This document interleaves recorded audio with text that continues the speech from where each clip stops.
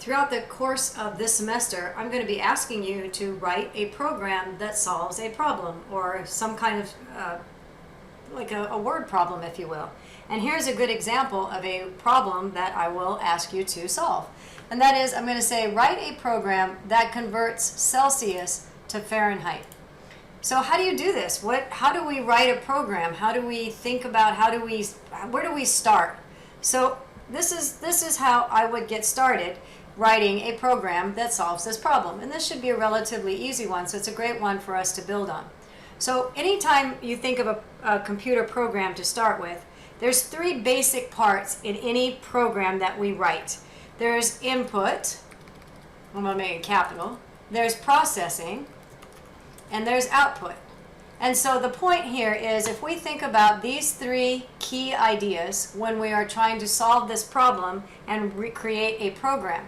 So let's just kind of talk about it and lay it out in English terms before we even try to put code to our program. So input, processing, output.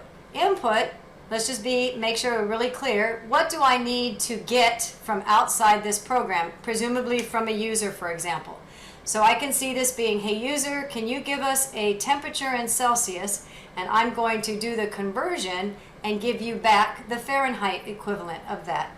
And so input then is what we're getting from the user. So get Celsius from user. So there it looks like a CIN statement if I were just to kind of think out loud. What do we need to put, what are we putting out to the user? What are we putting back? Well, we're doing the conversion from Celsius to Fahrenheit. Do I have everything that I need to do this conversion? Well, let's think about what is the processing. The processing is, I need to go find, maybe on the wise old internet if I don't already know it, what is the formula that converts Celsius to Fahrenheit? I don't expect you to know it. Don't have to know it. You should go out and look for it. Well, I happen to have gone out to look for it, and I can tell you that the formula, Fahrenheit, I'll just write it out, Fahrenheit is equal to Celsius times 9 divided by 5 plus 32. Okay? So Celsius type, and the asterisk is what we do in computer programming to indicate multiplication. Celsius times 9 divided by 5 plus 32. So if you want to think about it too from a mathematical standpoint, if I'm just looking at this equation, remember the order of operations. That the program is going to read this just like you would in a math problem. Order of operations is going to do your multiplication and division first, and then your addition.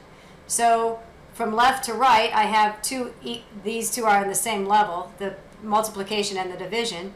So I feel like this formula is going to work, where I'm going to do Celsius, in order, it's going to do Celsius divided by 9 divided by 5.